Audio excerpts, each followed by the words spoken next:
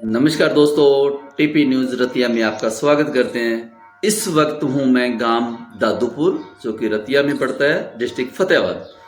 तो यहाँ के एक शख्स हैं जो कि हरियाणा क्रिकेट एसोसिएशन के बड़े अंपायर हैं। तो कुछ दोस्तों को शायद पता नहीं होगा, लेकिन आज हम इनसे मुलाकात करवाने जा रहे हैं। हाँ जी सर, नमस्कार। नमस्कार जी, सभी को राम राम। सबसे पहले अपना नाम बताइए। मेरा नाम सदी डॉक्टर बलवंत जी गोदारा, डॉक्टर बलवंत जी गोदारा, दादूपुर से। दादूपुर से। बलवंत जी, आप क्रिकेट एसोसिएशन से जुड़े हो, तो क्या करते हैं आप, वो हमारे दर्शकों को बताइए। सर, मेरे को क्रिकेट के से तो शुरू से शौक था जी। जब मैंने सूरत संभाली, उस टाइम मैंने क्रिकेट का ट्रायल दिया फतेहाबाद में, धन्यवाद। डिस्ट्रिक्ट के हिसाब से। डिस्ट्रिक्ट में मेरा सिलेक्शन हो गया। आगे हमारे डिस्ट्रिक्ट टू डिस्ट्रिक्ट मैच होते हैं, उसमें सिलेक्टरों की मेरी बनीगा चली गई। उन्होंने मेरा नाम हरियाणा की टीम में डाल दिया। ये करीब 2002-3 की बात है। वहाँ सिलेक्शन हो गया। जब हमारा कैंप लगना था, उस टाइम हमारा ये फरीदाबाद इंटरनेशनल स्टेडियम हुआ करता हरियाणा का। जी। भिवानी का अपने हरियाणा का क्रिकेट का हेडक्वार्टर है एसोसिएशन का। सिलेक्शन हुआ, वो उन्होंने बोला कि 5-7 दिनों के बाद आप भिवानी में आ जाना। चलो मैं घर आ गया। घर आते ही मैं दूसरे-तीसरे दिन मेरा एक्सीडेंट हो गया। हरियाणा की टीम में सिलेक्शन होने वाला था आपका? हाँ, हो गया था लगभग। अच्छा, ठीक है। उसके बाद मैं घर आया, तो घर आया मेरे को स्कूटर होती थी पहले बजाज चेतक, उससे गाड़ी से मेरी टक्कर हो गई थी। उससे माले मेरे को अच्छी सिर में चोट लगी। ठीक। 15-20 टांके भी आए। उसके बाद उसमें मेरे को भरपाई करते करते 5-6 साल लग गए। इतने मेरा ये टाइम निकल गया।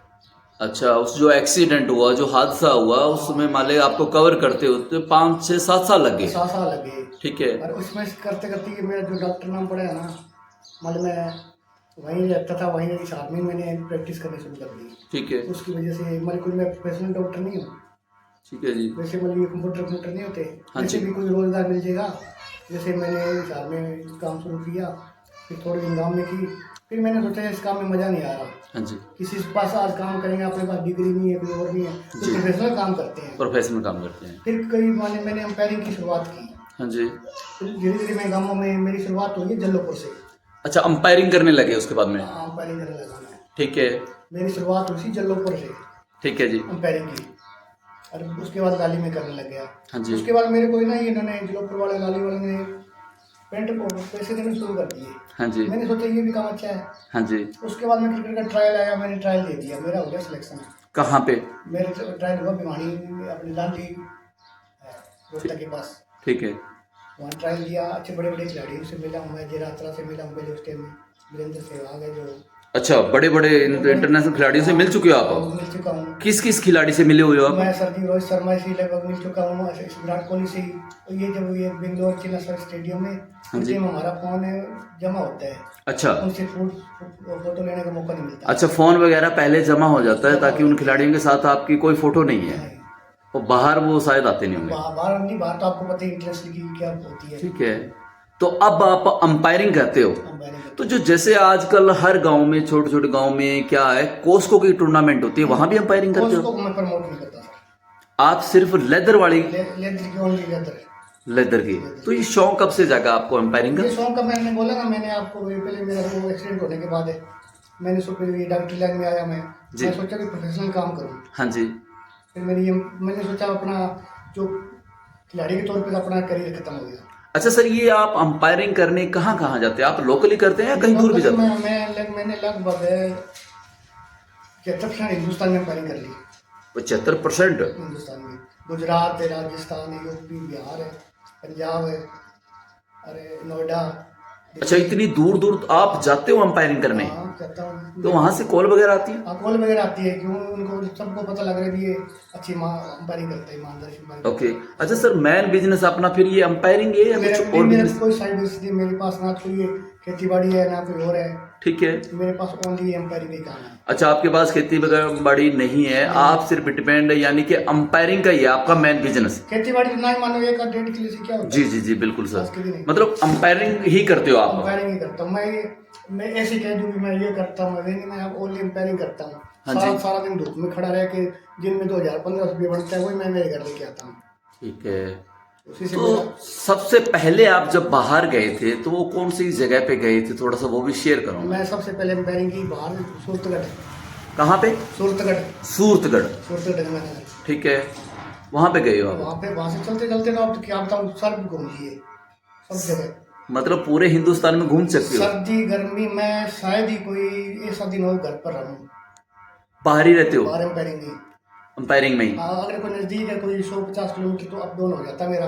हाँ नहीं, जी। मेरी स्टे वही होती है। स्टे बाहर ही होती है। हाँ।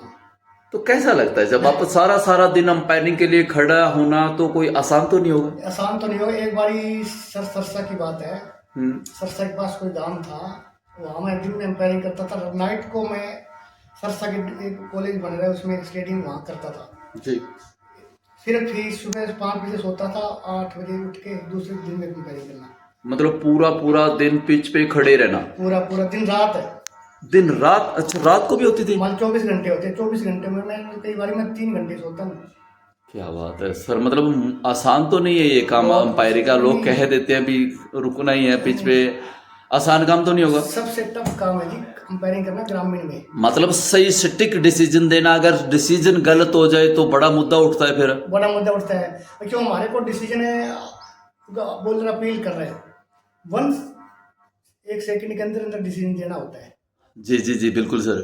वो हमारे को लगेगा भी आउट है, कई बार अब बोल रहे कोई लगता आउट है या हाँ, हाँ, out है। हाँ। उस टाइम में बहुत झगड़ा कर लेते हैं ग्रामीण वाले ज्यादा। जी। अब वहाँ कोई कई जगह कोई रिव्यू सिस्टम होता है, टेक्नोलॉजी होती है, वहाँ तो क्लियर हो जाता है। हो जाता है। जहाँ कोई टेक्नोलॉजी की सुविधा नहीं है वहाँ तो बड़ी मुश्किल तो सर मतलब पैनी नजर रखनी पड़ती है, बिल्कुल सारा दिन। 1 सेकंड में फैसला देना।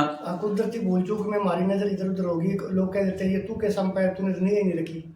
बिल्कुल सर, बिल्कुल। मतलब आसान काम नहीं है। क्यों गांवों में आपको पता है कि 3 मैच रखते हैं दिन में, फुल क्लियर है। हाँ।